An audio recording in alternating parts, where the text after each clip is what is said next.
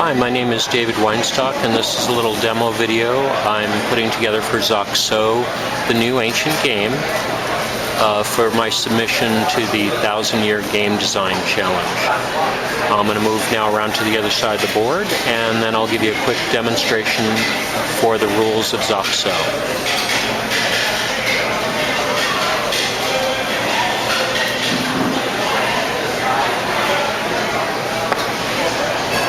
So in Xoxo, there are only 3 different types of pieces. It's a 2-player abstract strategy game, and there are dark pieces and light pieces, 10 pieces per side. In this particular case, for this set, we have 10 green pieces, which represent the darks, and 10 white pieces, which represent the light, but really the pieces could be any color, dark or light, dark and light. In Xoxo, there are only 3 different types of pieces, and each piece has 2 personality. Each of those personalities is meant for one of the environments on the board, and I'll first show you the basic board structure. Notice that we have a grid of pearls. It's a grid of these little round shapes on the board. Those are called pearls, and it's an 8x8 grid, so there's 64 of them. Then there's a grid of 7x7 stones, these shapes here that are like octagons. Those are called stones, and the main stone in the center of the board is called the golden throne. That's right here. Notice also this barrier shape around here that forms a barrier between the outer and inner areas of pearls. It's called the wall. Now let's start going over the different movements of the pieces in Xoxo. So as I mentioned, there are only 3 different types of pieces in the game, and these are them. Dark and light, but they're basically this. This symbol, which looks like a little sharp throwing star, always has a dagger on the other side, and each player has 5 of those. This is the example of the dark dagger. See? Then you have these little galloping legs symbol on this side, and on the other side there's a 3-headed horse. Oh, by the way, this dagger piece is called a dao or dagger.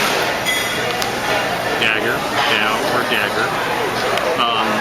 This horse is called a ma, or just a horse. And then we have, and you have 4 of these per side. So light has 4 and dark has 4 of these. This guy, each side has 1 of them. This little mandala on one side is called a zing or emperor. On the other side, it's this dragon crown shape. But it's your emperor, your monarch in the game, and you have 1 of these. Each side has 1 of them. Here is dark's zing or emperor. Okay? So now let me go over the piece movement on the pearls specifically. So when the pieces are on the pearls, they have to display their symbol. And no matter which symbol is displayed, all of the pieces, when they're on the pearls, move exactly the same. One at a time through these canals. You can't jump over a stone. There's no diagonal movement in this game. You cannot move through the wall when you're on the pearls. No piece or activity on the pearls is possible through this wall. And they all move exactly the same when they're on the pearls, no matter which symbol is showing. And this movement pattern is for capturing or movement. Any piece can capture any other piece in Xoxo depending upon its movement pattern or which environment it's in. In this case, these all move the same when they're on the pearls, just like this, 1 at a time, and they can't move through the wall, and they capture like this, and the piece comes out of the game permanently when you take it. Okay? So they also have a special ability, and that is called chain movement. In chain movement, if either side, dark or light, has at least 2 of its own pieces on the pearls, and it could be 2 or more, all of your pieces could form a chain. And if you have at least 2 or more that are adjacent to each other on the pearls in any pattern, and like I said, it could be more than that, it could be a whole bunch of them. Chain movement does not happen across the wall, just like nothing can happen across the wall on the pearls. So it can be 2 or more. Any member of this chain or grouping, as long as you can draw a line to connect the dots, any member of the chain can move to any adjacent pearl of any other member of the chain for movement or capture. So in this case, since this guy could move here or here, and all of these guys are connected to him, this one of these others could just move to a spot instead of it.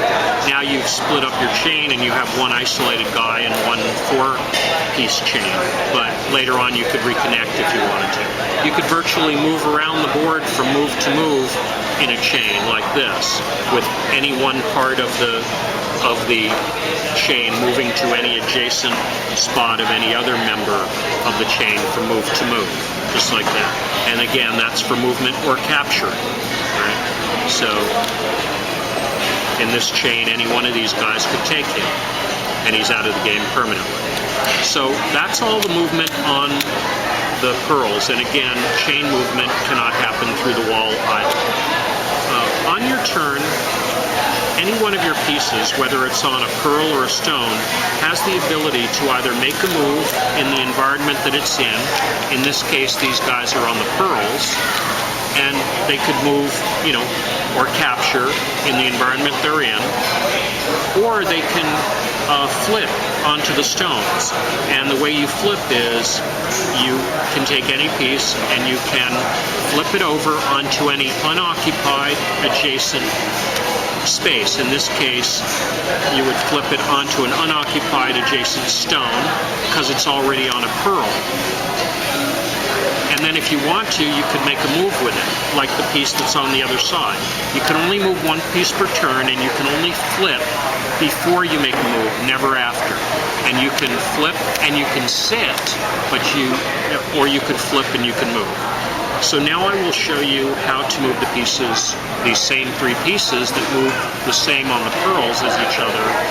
When they're up on the stones, they move totally differently. So when these same 3 pieces are on the stones, so we'll flip them over.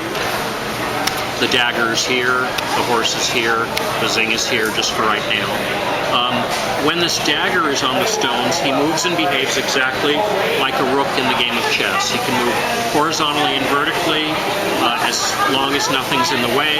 He can capture opposing pieces, and then they come out of the board off the board permanently. He is blocked by his own pieces and by his opponent's pieces.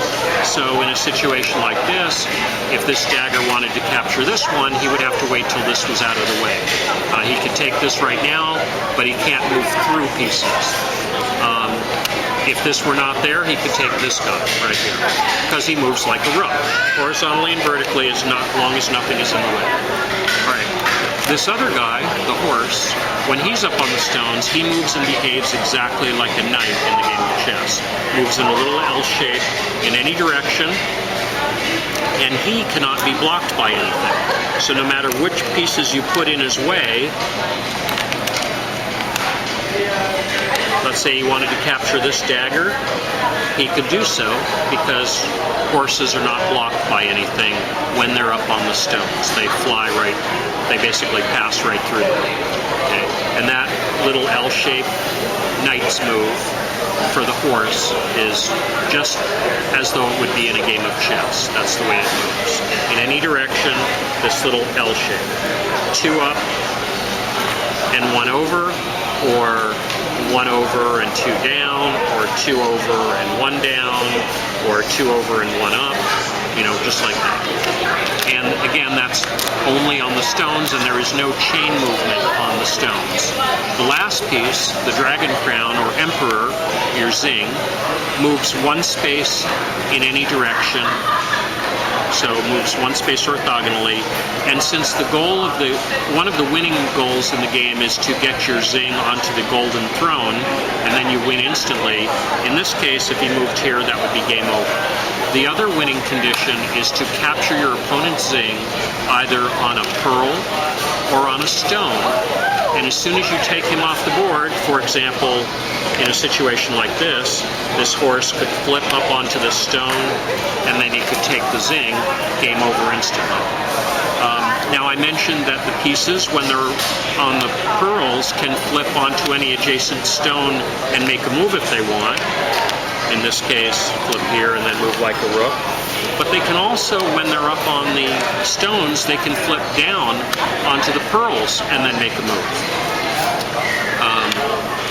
Any piece that's on a stone can flip down onto a pearl, either inside or outside the wall, and then make a move if they want to. They don't have to. They can flip and just sit there, or they can flip and make a move. That could also be a capture. So in this situation, this horse, if he wanted to, could flip and move to capture this dagger.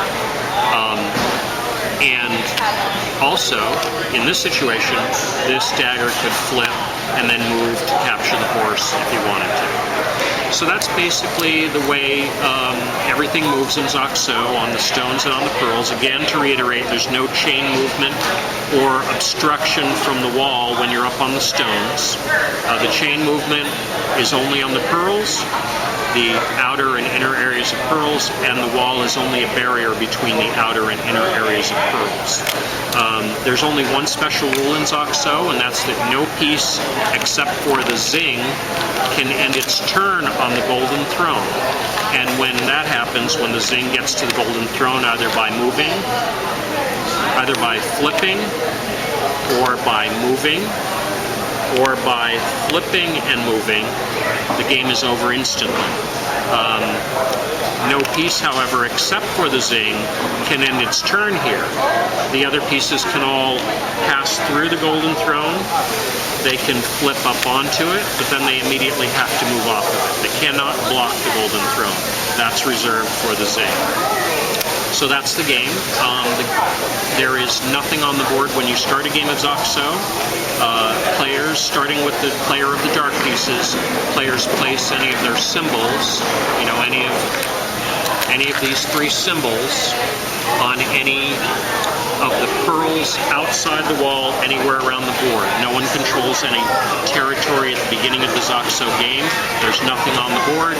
Dark places one, then light places one, then dark places one, then light places one, then dark places one, and so on until players alternate, until everything is on the board, and then dark starts moving first, and the first person to either capture the opposing zing on a pearl or stone wins, or the first player to get their zing or emperor to the golden throne wins the game.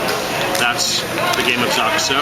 Thank you very much for paying attention and listening, and we'll look forward to seeing you at the Xoxo World Championship in a week at the Dragonflight Game Convention. And thanks to everyone at the 1000-Year Game Design Challenge for accepting my submission for Xoxo, the new ancient game. Thank you very much.